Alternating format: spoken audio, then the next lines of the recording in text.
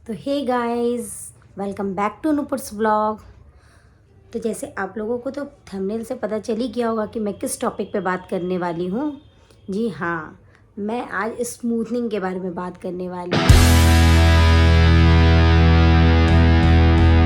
आप मेरे बाल में देख ही सकते हैं, स्मूथनिंग मैंने करवाया था कुछ दिन पहले।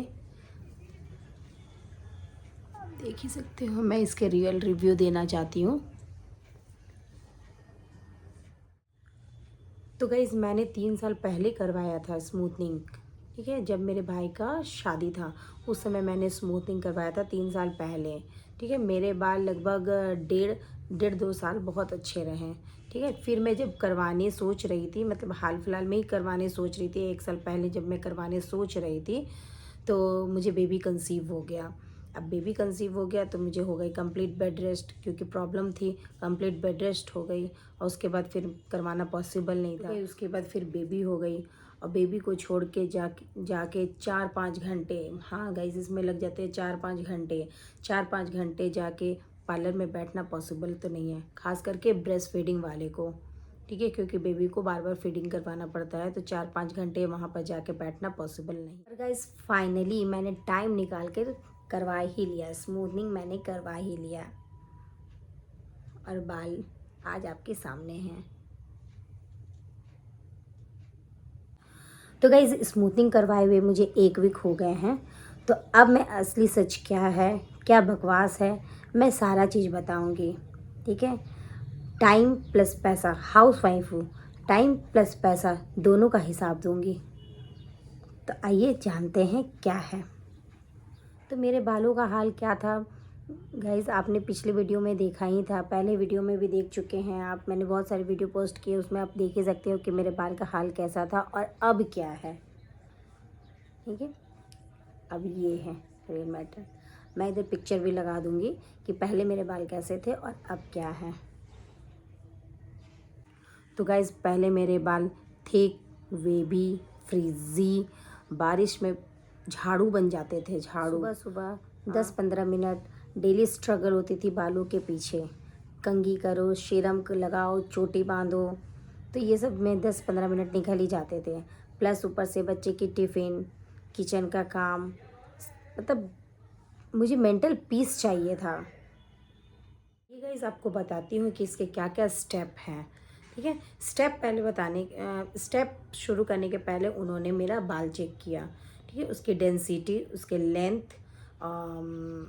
क्या मतलब बालों में क्या मुझे ज़रूरत पड़ेगी क्या नहीं पड़ेगी, उन्होंने सारा कुछ चेक किया।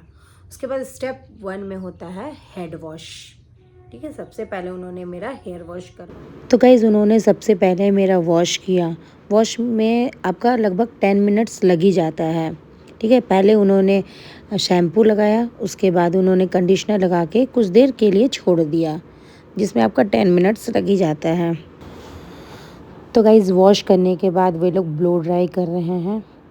यहाँ ब्लो ड्राई करके मेरे बालों को ड्राई किया जा रहा है। तो गाइज़, ये है step number 2, means chemical number 1। इन्होंने केमिकल अप्लाई किया बालों में, जो बाल को छोटे छोटे सेक्शन करके स्कैल्प से 1 इंच छोड़ कर लगाते हैं। अगर स्कैल्प पर लगा दिया जाए तो थोड़ा जलन होगी। ठीक है, तो ये इन्होंने बाल में मेरे अप्लाई कर चुके हैं।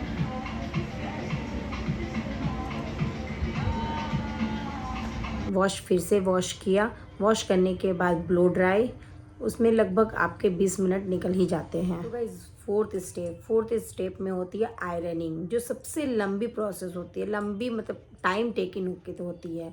ठीक है, थोड़े थोड़े सेक्शंस को लेके आयरनिंग करना, बिल्कुल अच्छे से बालों को। गाइस, गर्दन और कमर दोनों की बैंड बज जाती है, दोनों दुख जाती है इतनी देर बैठे बैठे,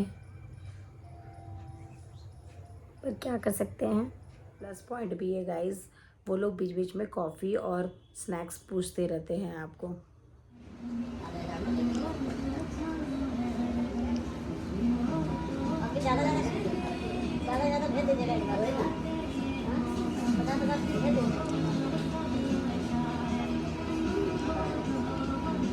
स्टेप 5 आती है। स्टेप 5 में होती है आपकी न्यूट्रलाइज़र होती है। ठीक है, न्यूट्रलाइज़र में कम से कम आपको 20 मिनट लगना ही लगना है। तो गाइस, न्यूट्रलाइज़र प्रोसेस में भी एक तरह की केमिकल क्रीम लगाई जाती है जो नए बालों को सीधे शेप में लॉक कर देती है, और लगभग 10 से 15 मिनट बाद इसे धो देते हैं। आप देख ही सकते हो कि न्यूट्रलाइज़र मेरे बाल में अप्लाई हो चुकी है और बहुत अच्छे से किया है उन्होंने। उसके बाद वॉश हो रही है यहाँ पे। गाइस, यहाँ वॉश करके फिर से बालों में सीरम लगाए गए और ड्राई की जा रही है।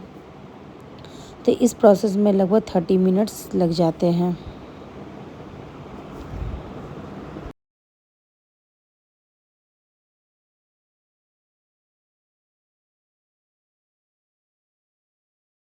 गाइस, अगर आप सिर्फ स्मूथनिंग करवाना चाहेंगे तो ये तो फाइनल स्टेप था कि वॉश करके सीरम लगाओ और ब्लो ड्राई करो तो आपकी हो जाती है।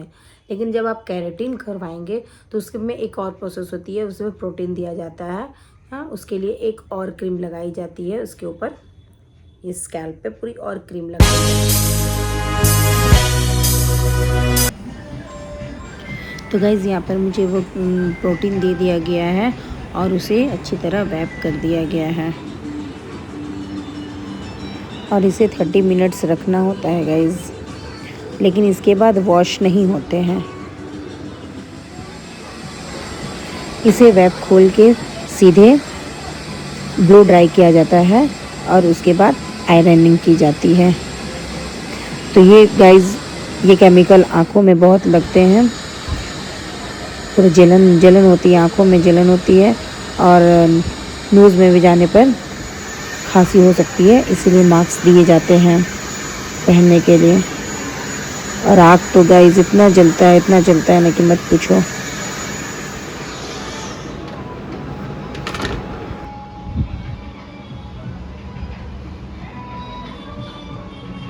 तो गाइस, यहाँ ड्राई होने के बाद सीरम लगाए जा रहे हैं और ये है गाइस हमारा फाइनल लुक। गाइस, अब आप 2 दिन तक बिल्कुल वॉश नहीं कर सकते हैं बाल को। वे लोग फिर से बुलाते हैं वॉश करवाने के लिए, ठीक है। आप घर में खुद से वॉश नहीं कर सकते हैं क्योंकि वहाँ पर पहले आयरनिंग होती है, उसके बाद फिर वो लोग वॉश करते हैं। और ना ही आप ऐसे कान के पीछे उसे बाल को ले जा सकते हैं, आपको ऐसे सीधे बाल रखने पड़ेंगे, ठीक है। और एक वॉश के बाद उसके बाद फिर आप आराम से कर सकते हैं। तो ये सारे स्टेप थे जो आप लोगों को आई होप समझ में आ गया होगा। और रही कॉस्ट की बात, हाँ गाइस, सबसे बड़ी है कॉस्ट की बात। तो कॉस्ट डिपेंड करती है लेंथ के हिसाब से, डेंसिटी के हिसाब से, ठीक है। किसी में अगर आपके बाल पतले हैं, डेंसिटी कम है, तो लगभग 4 से 5 हज़ार में हो जाएगा। और अगर डेंसिटी ज़्यादा है तो उसके हिसाब से लगते हैं। जैसे मेरे बालों की डेंसिटी थोड़ी ज़्यादा थी, हाँ, और लॉन्ग हेयर भी थी, तो मेरी डेंसिटी के हिसाब से लगभग समझ ही सकते हो 8 to 9 लग ही गए। आई होप आपको मेरे वीडियो से कुछ तो सीखने को मिले होगा, कुछ तो जानकारी मिली होगी कि आप लोग को करवाना चाहिए या ना करवाना चाहिए। मेरे हिसाब से, मेरे बालों के टेक्सचर के हिसाब से मुझे स्मूथनिंग सूट किए और ये मेरे लिए बहुत ही बेटर है। ये रियल रिव्यू है कि मेरे लिए बहुत ही अच्छे हैं। मैं अपना पर्सनल रिव्यू दे रही हूँ, देख ही सकते हो आप कि मेरे में स्मूथनिंग मेरे को सूट किया और मैं इससे पूरी तरह सेटिस्फाइड हूँ, ठीक है। आई होप आप लोगों को ये वीडियो पसंद आया होगा। तो मैं ये वीडियो को यहीं पर एंड करती हूँ और मिलती हूँ एक न्यू व्लॉग में। तब तक के लिए बाय बाय।